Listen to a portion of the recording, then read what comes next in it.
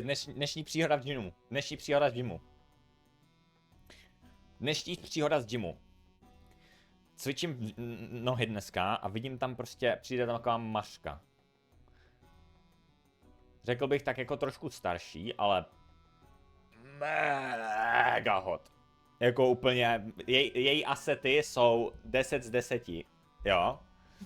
Mamča prostě taková. Nebo ne, to ani není mamča, prostě bylo tak 28, 29, 30.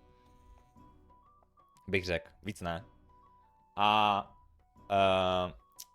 je fakt jako, asety jsou fakt výborný, kdo co je hot, Brix já myslel, že jako jdeš pracovat. Ale měla takový ten, i obličej, i vlasy, všecko pěkný, ale měla takovou tu pusu, jak mají takový ty, prostě ty holky, takový ty, jak to říct, no, zlatochopky. A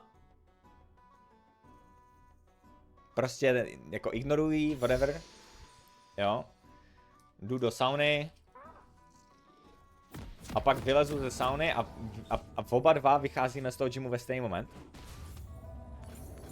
A ona jde jako kdyby přede mnou. A já si říkám, ty vole.